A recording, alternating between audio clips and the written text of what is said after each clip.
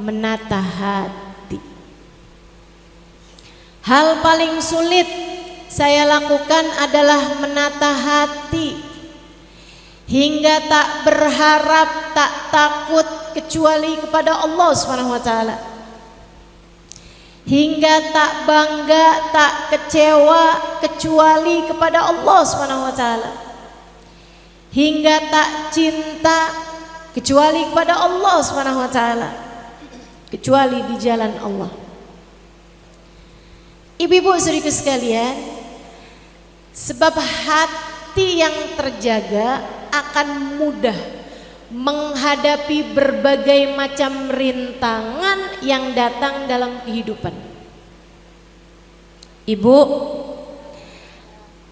kalau kamu bertanya kepada saya, apa modal utama untuk bisa selamat hidup dunia akhirat?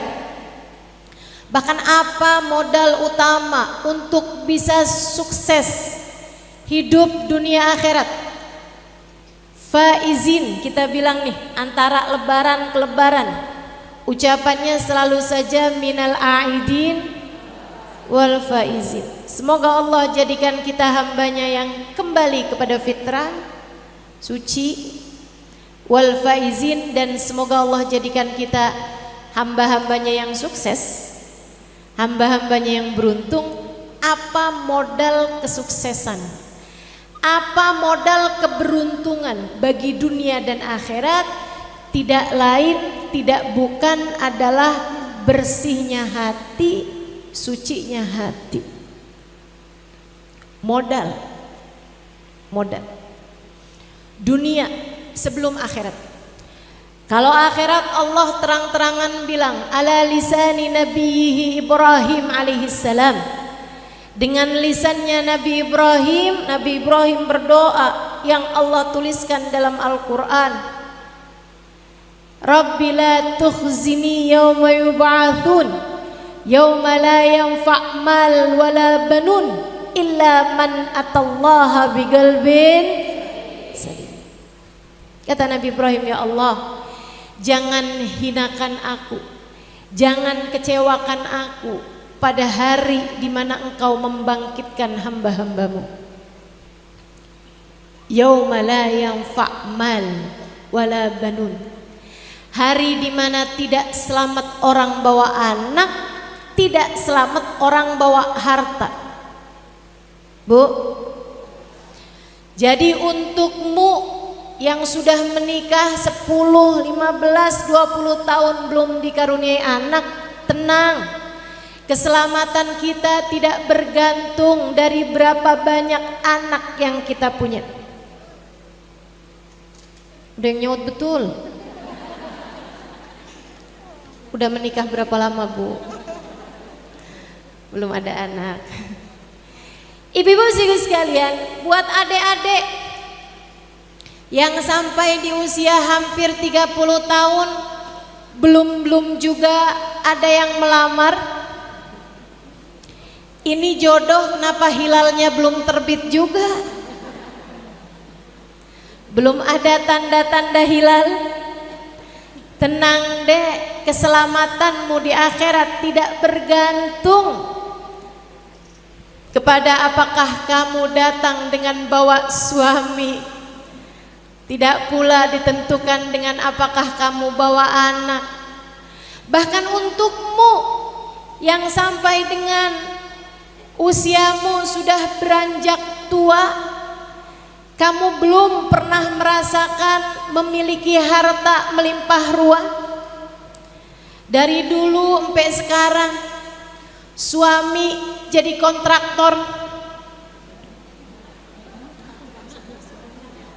ngontrak aja rumahnya, tukang ngontrak, nggak pernah punya rumah sendiri. Mobil sama Allah dikasih besar-besar.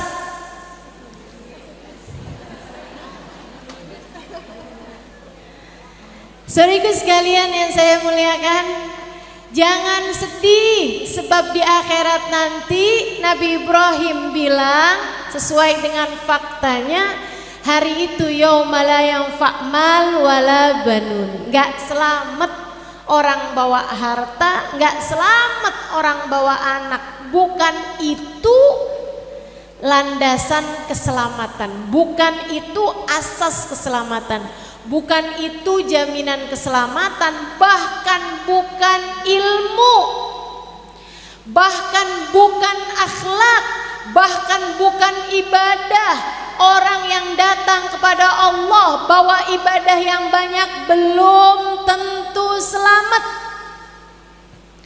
Orang yang datang pada Allah bawa ilmu yang banyak belum tentu selamat. Sehingga sekalian saya muliakan, terus yang selamat yang bagaimana? Ya Allah, yang selamat yang bagaimana? Wahai Nabi Allah Ibrahim, Allah menjawab Nabi Allah Ibrahim seperti yang disampaikan dalam ayat ini, doanya Nabi Ibrahim. Ya Allah, jangan hinakan aku pada hari kebangkitan, di mana tidak selamat orang bawa harta, tidak selamat orang bawa anak. Yang selamat adalah orang yang datang pada Allah bigal bin salim, dengan bawa hati yang selamat, hati yang bersih, hati yang sehat, hati yang suci. Jadi buat bekelan kita di akhirat, kita perlu bawa hati yang selamat, kita perlu bawa hati yang bersih, kita perlu bawa hati yang suci. Maka di hari ini saya mengajakmu untuk melihat dengan jelas kepada hatimu masing-masing. Sudah bersihkah ia? Sudah sucikah ia? Sudah siapkah ia untuk berangkat menuju perjalanan sejati? Sudah pantaskah menjadi seseorang yang selamat di akhirat nanti dengan ada di barisan baginda Nabi besar Muhammad? Ya Allah Bu, memandang wajah orang alim, berkumpul bersama dengan orang alim seperti berkumpul dengan Nabi Muhammad. Dan berkumpul dengan Nabi Muhammad di dunia, di akhirat nanti akan dikumpulkan dengan Nabi besar Muhammad. Ini cita-cita kita semua. Tentu ini adalah cita-cita kita semua. Tapi siapa yang pernah bisa menjamin? Betul, yang beliau sampaikan betul. Tapi masalahnya tetap aja, untuk bisa menjadi seseorang yang diterima, untuk bisa menjadi seseorang yang dianggap di sisi Allah Subhanahu wa taala, yang Allah lihat dari kita bukan seberapa depan saf dudukmu, yang Allah lihat dari kita bukan seberapa awal kamu datang, yang Allah lihat dari kita bukan seberapa banyak hafalan Al-Quran yang kamu punya. Yang Allah lihat dari kita pada saat ini untuk bisa diterima oleh Allah adalah bagaimana keadaan hati kita. Innallaha la yanzur ila suwarikum wala ila absyarikum.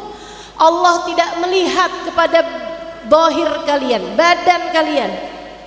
Allah tidak terlalu peduli kamu sekarang ada di tempat ini.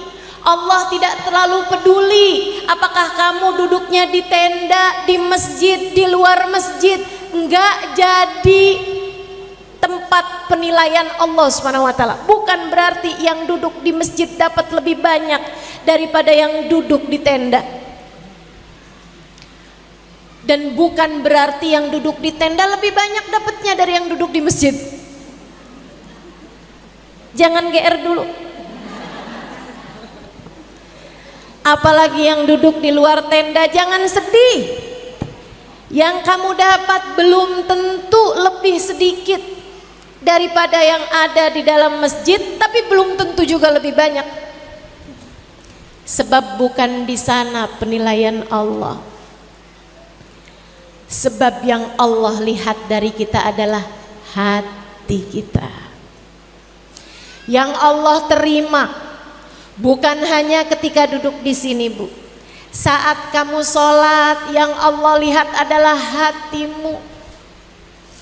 Sesaat sebelum tidur, yang Allah lihat darimu adalah hatimu. Ketika kamu bangun dari tidur, yang Allah lihat adalah hatimu. Ketika kamu sedang mengajar, yang Allah lihat adalah hatimu. Wahai Halimah Idrus, ketika kamu sedang duduk mendengarkan saya berbicara saat ini, yang Allah lihat darimu adalah hatimu. Ketika kamu menghadapi suamimu, Allah lihat hatimu. Ketika kamu bersedekah, ketika kamu membaca Al-Quran, ketika kamu menghadapi anak-anakmu, Allah lihat hatimu. Adakah ia bersih? Adakah ia hanya berharap kepada Allah? Adakah ada Allah di dalam hatimu? Kamu ingat dengan penuh cinta, penuh rindu? Ataukah selama ini hatimu hanya berkeinginan dengan urusan-urusan dunia yang tidak ada habis-habisnya? Sholat biar rezekinya lancar. Ada yang ngaminin bahkan. Padahal saya lagi ngasih contoh yang salah.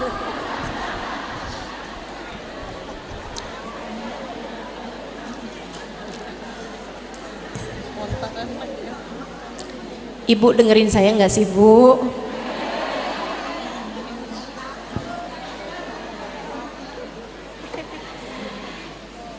Kalau setiap ibadah keinginanmu dunia, gimana Allah mau terima? Kalau setiap kamu mengerjakan kebaikan, kamu tidak benar-benar kepengen Allah, kamu kepengennya sama yang lain selain Allah, gimana Allah mau terima? Ibu-ibu saudariku sekalian, coba bilang sama suamimu begini nih, saya tuh kan melayani kamu ya saya sih melayani aja, tapi tuh dalam bayangan saya tuh sebenarnya tuh kepengennya tuh kawin tuh bukan sama kamu tapi sama fulan.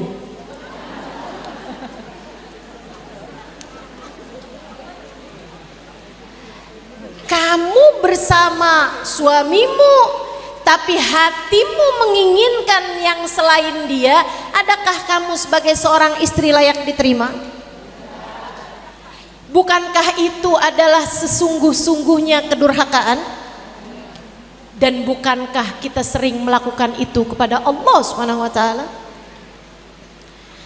Kamu setiap pagi sholat duha, nggak ditinggal sholat duhanya. Kenapa gitu? Biar rezeki lancar. Kamu tiap malam bangun tahajud, ketika ditanya kenapa kamu bangun tahajud, biar suami nggak kawin lagi.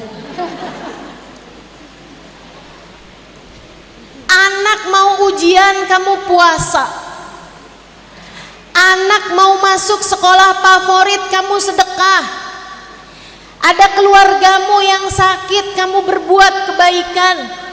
Teman-teman saudariku sekalian, apa jawabanmu kalau Allah bertanya, mengapa semua kebaikanmu kamu meminta selainku? Tidakkah kamu tertarik untuk mencari-cari cintaku? Kita selama ini telah durhaka kepada Allah, menduakan Allah dengan selainnya, teman-teman. Yang Allah pandang dari kita adalah hati kita. Ada di mana sebenarnya hati kita? Sudahkah hatimu tertambat kepadanya? Sudahkah ruhmu menghadap kepadanya? Sudahkah hatimu bersimpuh di pintunya? Sudahkah hatimu merunduk dalam hanya berharap-harap cintanya? Bu, dunia yang kamu kerjakan segalanya untuk dunia tersebut, begitu kamu mati, kamu gak akan bawa sama sekali. Bu, suami yang kamu tiap hari baca surat Ar-Rahman biar suamimu sayang sama kamu, begitu kamu mati dia gak bakalan mau ikut dikuburkan bersamamu. Maaf, besok hari bisa jadi udah mulai cari-cari yang lain.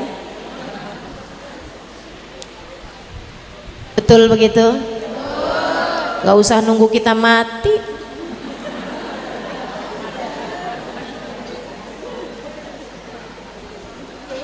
Untuk apa memperjuangkan sesuatu yang sifatnya hanya sementara bisa bersama dengan kita? Tidakkah dirimu tertarik untuk mencari-cari cinta dari yang kamu tak akan pernah berpisah dengannya? Allah Subhanahu. Maka yang Allah pandang dari kita nih yang kumpul di sini, bagaimana hati kita? Adakah Allah telah bertahta di sana? Mudah-mudahan Allah bersihkan hati kita, sucikan hati kita insya Allah.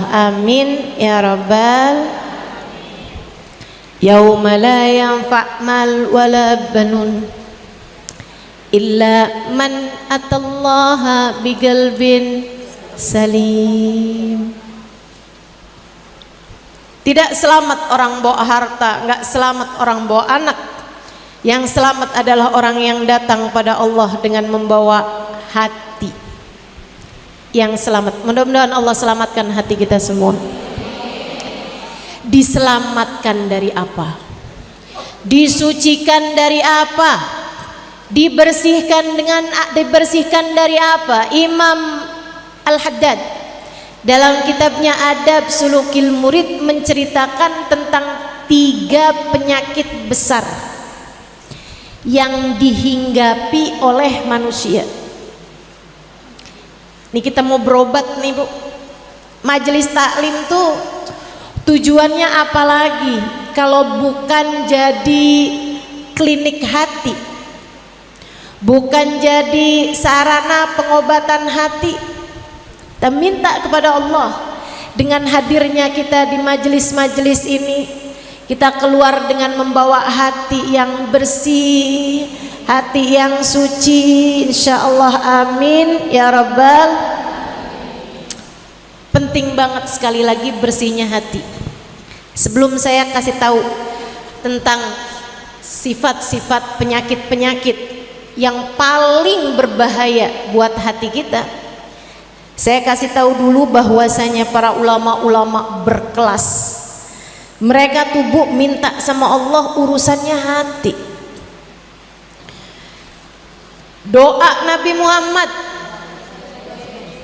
salah satu dari yang terbanyak, beliau minta ya muqallibal tsabbit qalbi, wahai zat yang membolak-balikan hati, tetapkanlah hatiku berada dalam keimanan kepadamu. Yang diminta hati.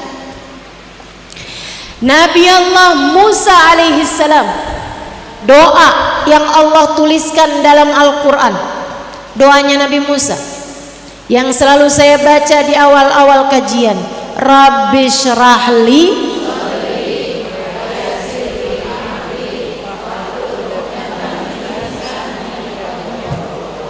Ya saya tahu ibu hafal, tapi nggak sepanjang itu maksud saya, yang di depannya aja tuh Bu. Rabbi syrahli, ya Allah lapangkanlah hatiku. Doanya Nabi Musa, mintanya yang nomor 1 urusan hati. Sayyidina Syekh Abu Bakar ibn Salim, seorang ulama terkemuka pada zamannya, yang di Jakarta ini diadakan haulnya pada biasanya akhir-akhir Muharram, dengan mendatangkan guru kami, guru kita Al-Habib Umar bin Hafid. Biasanya akhir Muharram, tapi tergantung dari kedatangan beliau. Itu teman-teman, seorang ulama terkemuka pada zamannya, dan seseorang yang diberi karomah, diberi kemuliaan oleh Allah Subhanahu wa taala, mendapatkan doa mustajab. Beliau berkata, khayyarani Allah baina an yakun dzurriyyati minal ulama au ayyakunu min ashabil qulubis salimah. Allah kasih pilihan kepada saya dikasih kesempatan doa mustajab. Allah memberi pilihan pada saya, kamu lebih kepengenan anak-anak kamu, keturunan kamu menjadi para ulama, atau anak keturunanmu menjadi orang-orang yang bersih hatinya? Saya memilih, ya Allah, saya minta anak keturunan saya orang-orang yang bersih hatinya. Kenapa gitu? Daripada jadi ulama, beliau lebih memilih anak-anak yang bersih hati. Karena Bu, ilmu belum tentu menyelamatkan. Yang menyelamatkan itu adalah bersihnya hati. Maka ibu-ibu sekalian, bisa jadi para ustadzah-ustadzah yang duduk di hadapanmu ini orang-orang yang memiliki ilmu lebih banyak darimu. Ya, tentu saja belajarnya lebih lama. Kan begitu? Saya mondok 12 tahun, Bu. Ibu pesantren, mungkin pesantren kilat. Saya sampai udah nikah aja balik pesantren lagi, kurang lama apa coba? Dari sisi ilmu mungkin saya lebih banyak darimu, akan tetapi apakah saya adalah orang yang akan diselamatkan Allah di akhirat? Belum tentu. Siapakah di antara kita yang lebih dulu masuk ke dalam surga? Belum tentu saya. Ibu-ibu saudaraku sekalian yang saya muliakan, apakah saya akan ada di saf-saf terdepan di belakang Nabi Muhammad? Ataukah saya ada di saf belakang? Ataukah bahkan terusir dari safnya Nabi Muhammad? Saya tidak pernah punya jaminan atas hal itu. Yang dapat saya lakukan hanyalah sekedar berdoa dan meminta kepada Allah. Selebihnya Allah menilai bagaimana saya menata hati, bagaimana saya menjadi seseorang yang Allah ketika memandang hati saya, Allah ridha kepada saya. Modal kita buat selamat, tidak di dunia, tidak pula di akhirat, adalah hati yang bersih. Hati yang bersih. Dibersihkan dari apa? Imam Al-Haddad dalam kitab Adab Sulukil Murid menyampaikan tentang thalath amrad qalbiyah. Kata beliau menyampaikan tentang 3 jenis penyakit paling berbahaya bagi hati manusia.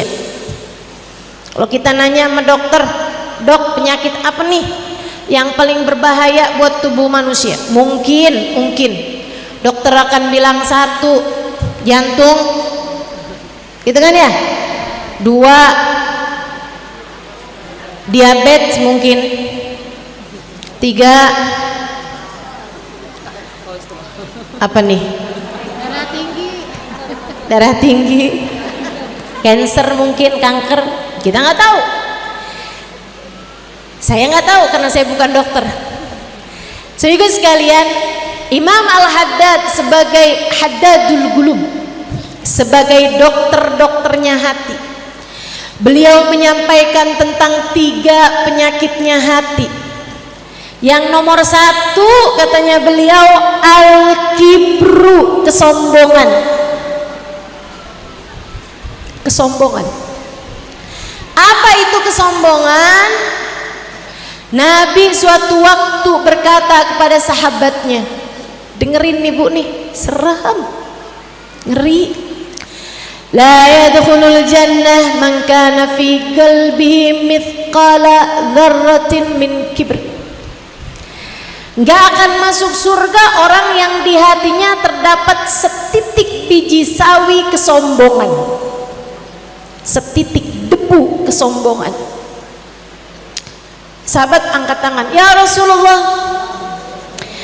Rasul, saya senang pakai baju bagus Rasul, saya senang pakai tunggangan yang bagus Rasulullah.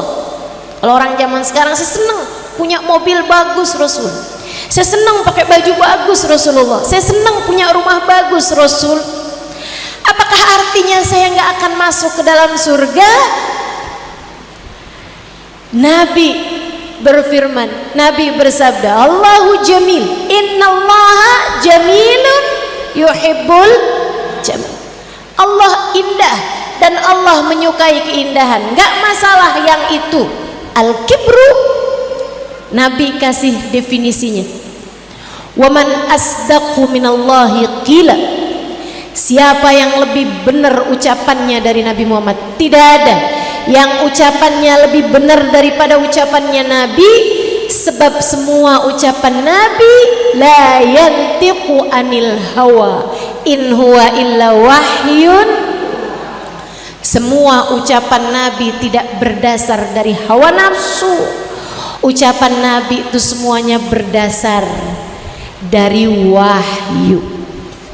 Nabi mendeskripsikan kesombongan, Nabi mendefinisikan kesombongan, Nabi menerangkan tentang apa itu sombong. Batorul haq wa ghamtun nas. Sombong adalah menolak kebenaran. Sombong adalah menolak kebenaran. Yuk ngaji. Siapa yang ngajar? Ustazah Halimah. Ogah deh saya. Kenapa gitu? Gitu deh. Sok-sokan nerangin tentang pendidikan anak padahal dia belum punya anak. Masya Allah. Batorul haq, menolak kebenaran. Ini bahaya. Merasa diri paling benar. Yang pada hadir-hadir maulid, mereka adalah pelaku-pelaku bid'ah. Nabi nggak pernah merayakan maulid. Itu ya, yang suka bilang Nabi nggak pernah merayakan maulid. Nabi nggak pernah baca maulid. Mbak, baca maulid tuh baca sejarah Nabi. Orang mana yang baca sejarahnya sendiri? Ini suka ngada-ngada nih orang-orang nih. Ya tapi sahabat juga nggak ada yang baca maulid Nabi. Ada yang kayak begitu? Ada yang suka kayak begitu ngomongnya? Mana orangnya?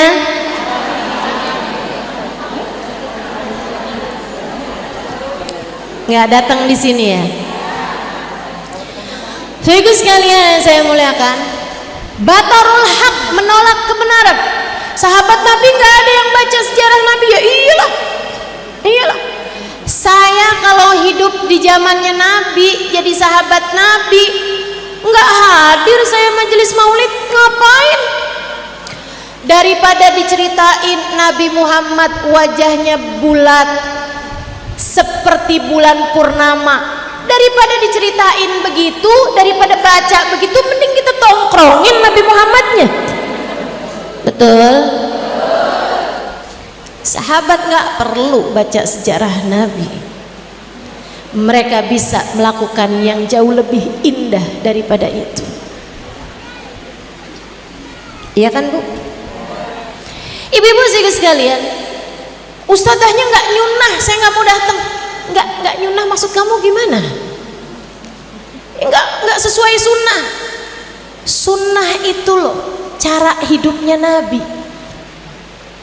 Kok bisa-bisanya ada dibilang ustadz ini nggak nyunah, ustadzah ini nggak nyunah, hanya karena pakai kerudung tidak selebar dirimu?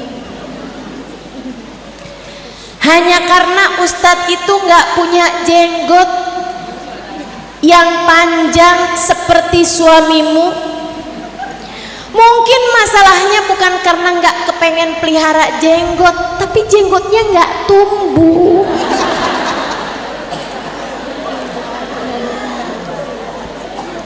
Mau gimana coba? Jenggot tuh kan biar dimarahin juga, kalau nggak mau tumbuh nggak tumbuh. So ikut sekalian yang saya muliakan, batorul haq, menolak kebenaran. Walaupun sudah mendengar kebenaran, tetap aja gitu, hatinya nggak terima, hanya karena dia sudah kadung nggak suka sama orang tersebut. Makanya repot.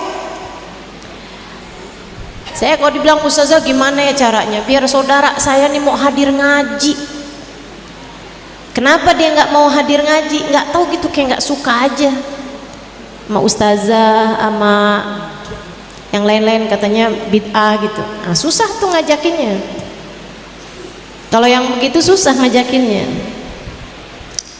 Jadi sekalian, nggak boleh ada tahlilan abis orang meninggal dunia. Oh gitu. Kenapa? Karena percuma, doanya nggak akan diijabah. Nabi Muhammad bilang orang kalau udah meninggal dunia, doa yang diijabah hanya doa dari anak aja. Itu pun anak harus yang soleh. Kesian orang yang kayak saya, belum ada anak. Untung saya nggak ikutan ajaran yang kayak begitu, Bu. Kalau enggak kan sedih banget, saya meninggal dunia nggak ada yang doain saya. Kalau saya ikut ajaran yang itu, iya kan? Untungnya kan enggak. Jadi saya berharap mudah-mudahan kalau saya meninggal dunia ada ibu-ibu yang akan mendoakan saya. Ibu yakin banget kalau saya meninggal duluan?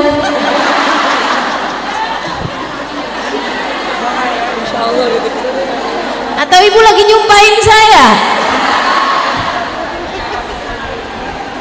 Insya Allah. Amin. Ibu-ibu sekalian, batorul haq. Saya jawab, kalau ada orang ngomong kalau orang meninggal dunia doa gak akan sampai, saya bilang bukankah siapapun orang mukmin meninggal dunia diwajibkan disolati? Bukankah di dalam sholat kamu mendoakan mayit, Allahumma ighfir lahu warhamhu wa'afihi wa'fu anhu? Kalau nggak bakalan diterima, ngapain ada perintahnya, Bu? Betul? Kalau doa hanya dari anak yang soleh, tentu saja yang diperintahkan buat nyolatin hanyalah anak yang, nyatanya siapapun diantara kita dengar ada yang meninggal dunia, maka kita diwajibkan, orang sekampung tersebut hukumnya fardun alal kifayah, fardu kifayah untuk mensolati jenazah. Udah dengar sejelas itu tetap aja, tapi kan hadisnya, ya mungkin yang salah adalah pemahamanmu tentang hadis, kan begitu. Tetap aja nggak mau ikut. Ini namanya batorul haq, menolak kebenaran. Mau siapapun, semasuk akal apapun, nggak sesuai sama apa yang selama ini dia udah lebih pertama dengar, dia tolak semuanya. Innalillahi. Mudah-mudahan Allah bersihkan kita dari rasa seperti itu. Silahkan berbuat kebaikan, silahkan yakini kebenaran, akan tetapi jangan pernah merasa menjadi orang yang paling baik ataupun yang paling benar. Karena Bu, kita nih sama Allah diminta tiap sholat, tiap rokaatnya baca surat Fatihah, ya kan? Di surat Fatihah itu ada satu doa, satu aja doanya. Kita bilang ihdinas siratal. Ya Allah, bimbinglah kami menempuh jalan yang lurus.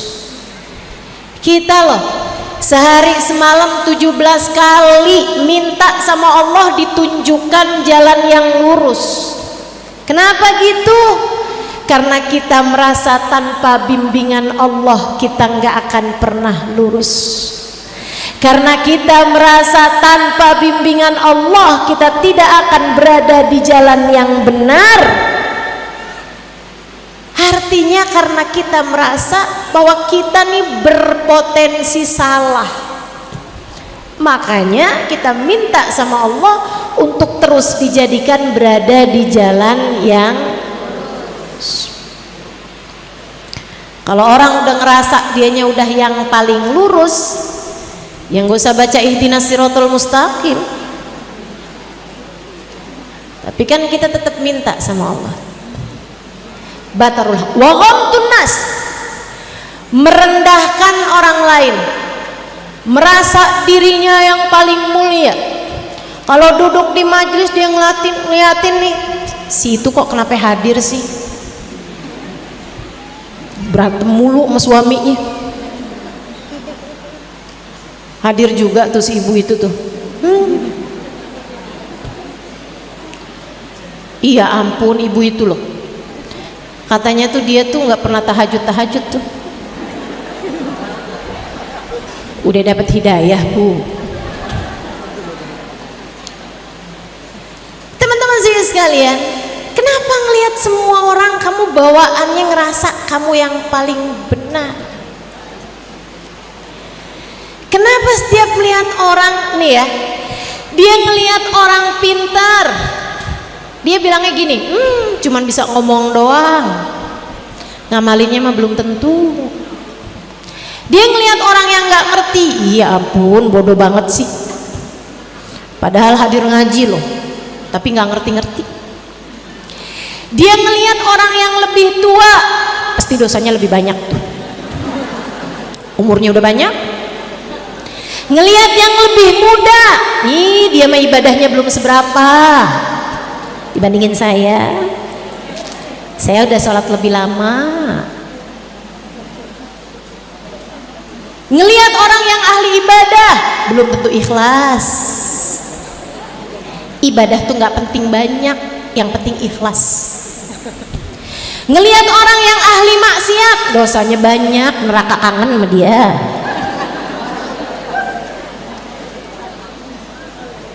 Ngelihat orang kaya, padahal kerjaannya gitu-gitu aja, kok kaya banget, jangan-jangan pelihara tuyul. Ngelihat orang miskin, emang ya Allah tuh sama orang-orang yang pendosa tuh emang suka dikasih azab dari di dunia sebelum dikasih kesusahan di akhirat. Ngelihat siapa kamu untuk bisa husnudzon, ngelihat siapa kamu untuk melihat kamu lebih hina daripada orang tersebut. Ngelihat siapa kamu untuk bisa melihat orang lain bisa jadi dia lebih mulia daripada diriku ini. Ngelihat siapa kamu untuk bisa merasa bahwasanya mungkin Allah menyelamatkan dirimu karena doa-doa indah yang dia panjatkan untuk dirimu. Saudariku sekalian yang saya muliakan, Ini penyakit kita nih, hati-hati, hati-hati. Merasa diri lebih mulia daripada orang lain, padahal belum tentu. Nabi lagi ngumpul sama beberapa orang sahabat datang dari Badu, dari kampung. Bu, orang kampung zaman Nabi biasanya tidak berpendidikan, orang yang nggak ngerti etika, orangnya serampangan, tampilannya enggak cakep, enggak keren gitu kan, kerudungan hijau, baju merah gitu kan.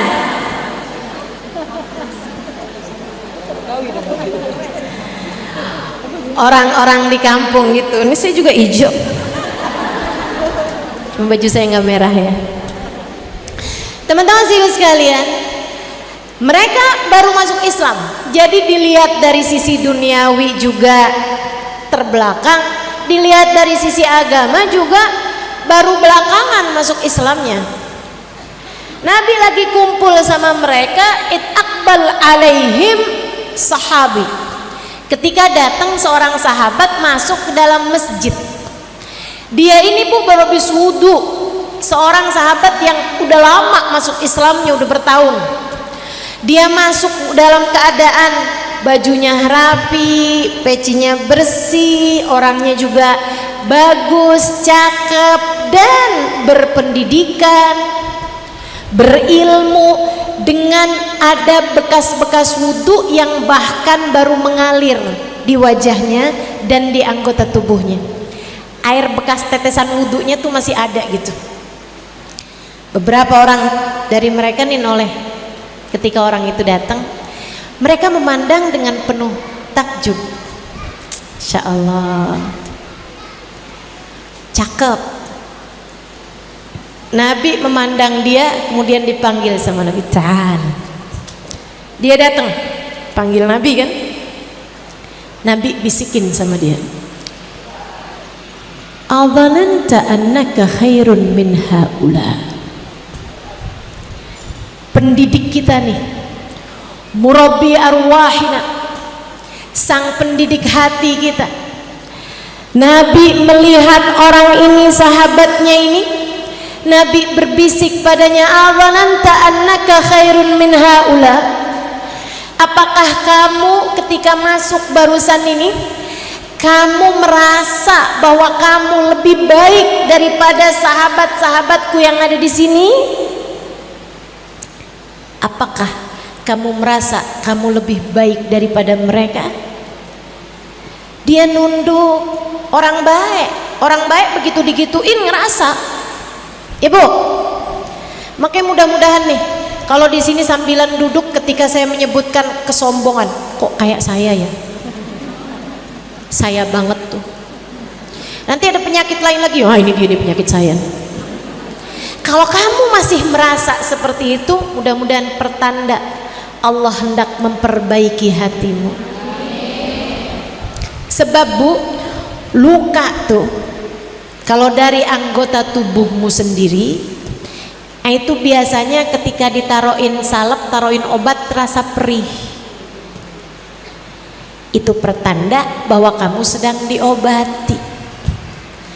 Tapi kalau ada orang setiap kali dengar penyakit kesombongan, oh si Ibu Nono kayak gitu tuh. Ntar lagi ada penyakit lain lagi tuh, kayaknya si Eno tuh kayak gitu tuh. Tetangga saya tuh kayak gitu tuh. Ipar saya tuh kayak gitu tuh, saudara saya tuh kayak gitu tuh. Emang pada penyakitan dah semuanya dah. Orang lain aja gitu. Na'udzubillah min dzalik. Khawatirnya hatimu telah mati. Sebab sesuatu kalau udah mati, walaupun ditaruhin obat enggak lagi akan terasa perih. Bukan begitu? Kaki udah mati nih, ada orang kena stroke mati separoh, itu diapa-apain kakinya nggak berasa Bu. Kenapa? Udah mati. Demikian pula dengan hati kita. Semoga Allah hidupkan terus hati kita. sampai hari perjumpaan dengannya insya Allah dengan membawa hati yang selamat. Amin. Adhananta annaka khairun min haula. Kata Nabi, apakah kamu merasa bahwa dirimu ini lebih baik daripada mereka semua yang hadir, yang datang ini? Dibilang, bala ya Rasulullah, betul wahai Rasul. Nabi Muhammad berkata, itulah sebabnya kenapa aku melihat berpuluh-puluh setan di belakangmu itu. Serem. Saudara sekalian, dah gini aja. Tiap kali hatimu sedang dipenuhi dengan bisikan, kamu lebih baik, kamu solehah, kamu hebat, kamu begini, kamu begitu, kamu calon ahli surga, Firdausul A'la, dia mah neraka, dia mah jelek, dia mah begini, dia begitu. Kepada siapapun aja kamu bilang sama hatimu, wahai diri, apakah sudah dijamin surga untukmu ini? Wahai diri, apakah sudah dijamin kamu bakal selamat saat melewati jembatan Sirat nanti? Wahai diri, apakah sudah ada janji dari Allah untukmu bahwa kamu tidak akan pernah masuk ke dalam api nerakanya? Apakah kamu udah pasti bahwa kamu akan mati husnul khatimah sementara dia akan terpanggang di dalam neraka Allah? Udah pasti?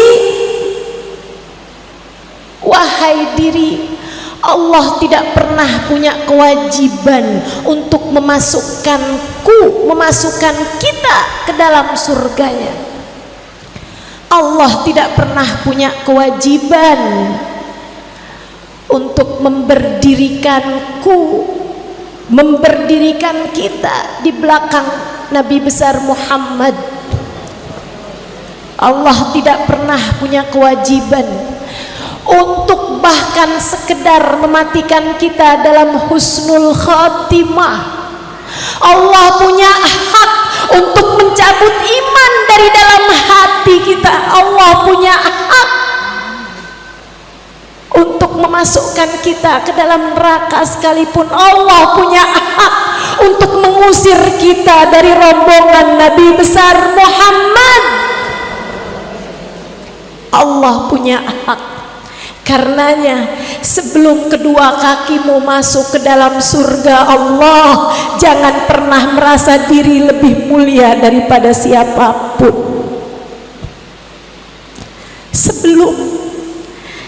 Sebelum kelak di padang mahsyar matamu bisa memandang indah wajah Nabi Muhammad, sebelum kelak di padang mahsyar tanganmu bisa mencium tangan Nabi Muhammad, sebelum kelak di padang mahsyar hidungmu bisa mencium wangi Nabi Muhammad, sebelum kelak di padang mahsyar Allah mengizinkanmu mengucap salam kepada Nabi besar Muhammad, jangan pernah merasa diri lebih baik daripada siapapun. Kamu belum punya jaminan untuk itu. Maka daripada sibuk mengurusi orang lain, daripada sibuk melihat-lihat aib orang lain, daripada sibuk mencari-cari kesalahan orang lain, lebih baik kita fokus untuk bisa teliti melihat aib diri sendiri. Rahimallahu imra'an ishtaghala bi'uyubi nafsihi an uyubi ghairih. Semoga Allah kasih rahmat terhadap orang-orang yang sibuk memperbaiki dirinya sampai nggak punya waktu buat melihat aib-aib orang lain, bahkan nggak punya waktu buat melihat aib suaminya. Dia nggak punya waktu buat nyelidikin apa yang ada di HP suaminya, sebab dia sibuk untuk memperbaiki hubungan antara dia dengan Allah Subhanahu wa taala, Tuhannya. Mari Bu, Mari belajar untuk menjadi hamba-hambanya yang mengerti nilai diri. Mari belajar menjadi hamba yang tahu diri.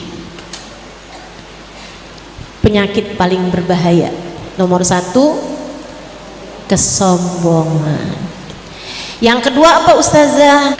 Saudaraku sekalian saya muliakan, penyakit yang kedua adalah al-hasad, dan ini banyak banget kena ke kita nih. Ya Allah, ya Allah, bebaskan kami ya Allah dari sifat berbahaya ini.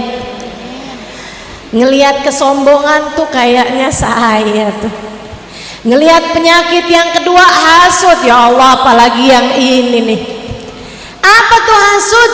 Seneng lihat orang lain susah, susah lihat orang lain.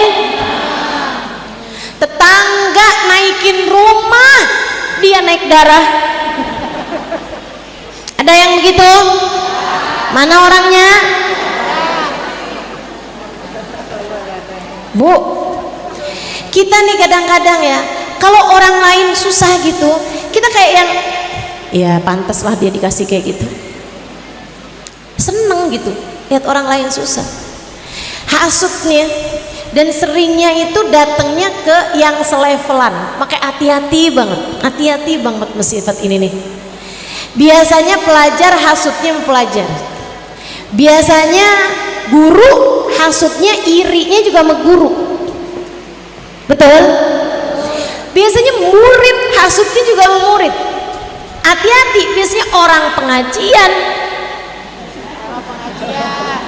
sama orang pengajian juga. Hati-hati, biasanya panitia hasudnya sama panitia juga. Dia tuh nggak banyak kerjanya, tapi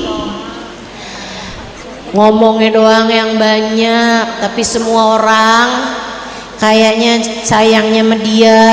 Ustazahnya kayaknya sayangnya sama dia.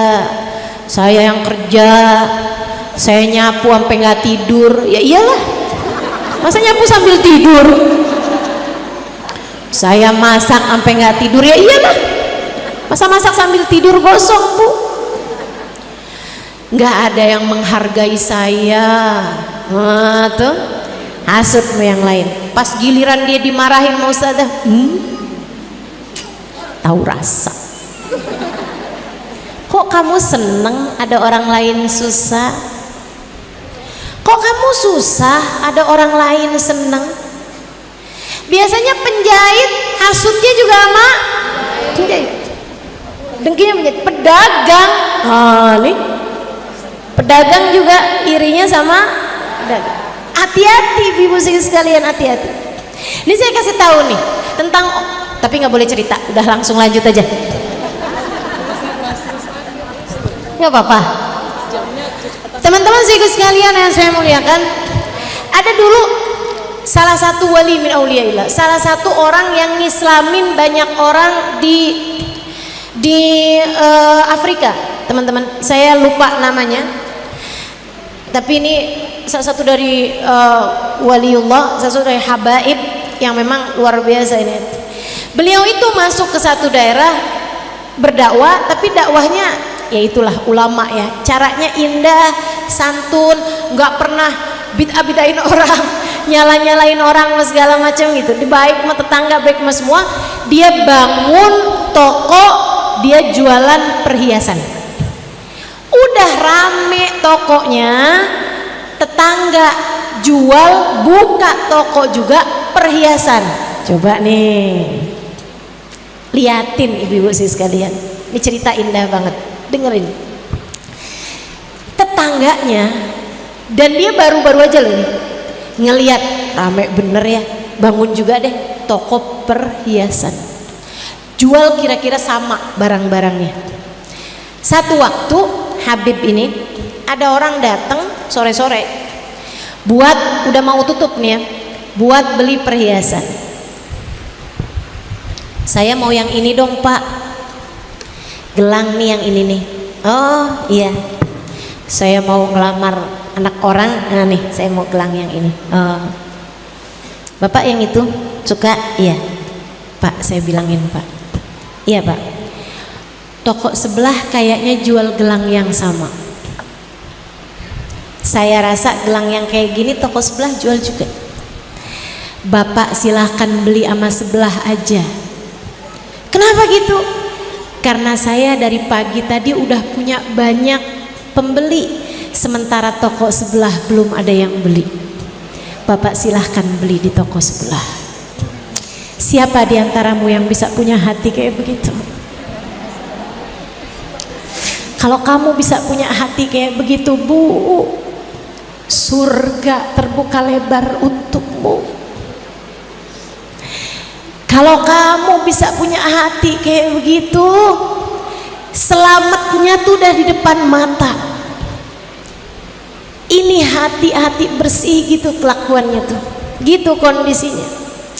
Kalau kamu ngerasa kok saya kayaknya jauh banget dari menjadi kayak begitu, yang ada saya kok hati saya ternyata emang banyak iri, banyak hasut, banyak dengki kepada orang lain, mari segera bertaubat sebelum datang ajal menjemput kita, saudariku sekalian.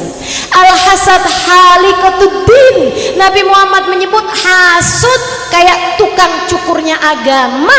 Agama bisa habis dicukur sama penyakit yang namanya hasud. Ngobatinnya gimana Ustazah? Imam Al-Ghazali ngasih tahu, dan ini salah satu obat paling mujarab. Meskipun Bu perih, emang obat tuh kalau manjur tuh perih, kan begitu ya? Obat mana yang rasanya manis? Nggak ada. Paling zaman bayi obat rasanya manis. Obatnya gimana nih biar ngebersihin hati kita dari penyakit hasud? Imam Ghazali ngasih tahu, kamu kalau lagi ngerasa hasud sama seseorang karena sesuatu, doakan orang tersebut agar ditambahkan kenikmatan yang kamu hasuti itu. Tokonya sebelah lebih laku, hatimu berat rasanya, padahal saya duluan yang bangun toko di sini. Doain, ya Allah, tambah lakukanlah toko sebelah saya. Perih Bu, ngedoain kayak begitu. Kamu punya suami, nggak ada sayang-sayangnya sama kamu, akan tetapi kamu lihat tetangga, dia lebih jelek kelihatannya daripada kamu, disayang bener sama suaminya. Pakai pelet kali itu ya? Jangan. Kok kenapa bawaan saya sebel mulu sama dia ya? Karena dia disayangin sama suaminya gitu. Saya kayaknya kayak kurang disayangin sama suami saya, padahal suami saya sama suami dia beda.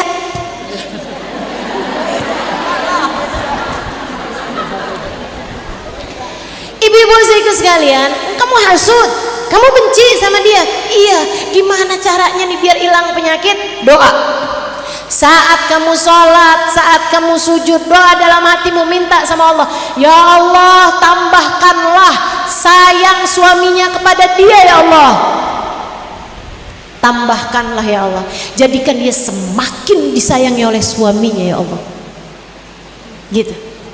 Itu tuh dengan kamu mendoakan seperti itu, teman-teman sekalian, ini berat banget hati, tapi dengan cara seperti itu Allah akan perlahan-lahan menghilangkan penyakit tersebut dari hatimu.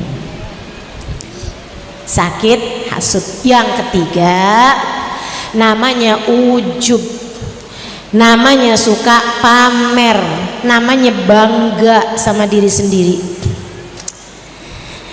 Saya kan, tuh kata-kata saya kan, Kak pamer, seneng kalau tahu orang lain menganggap mulia. Kalau ada orang merendahkan, siapa sih tuh? Dia nggak tahu siapa saya. Itu panitianya songong amat sih, dia nggak tahu apa siapa saya. Saya nggak boleh duduk di area VVIP. Kalau aja dia tahu siapa saya akan didudukkan di kursi ustazah.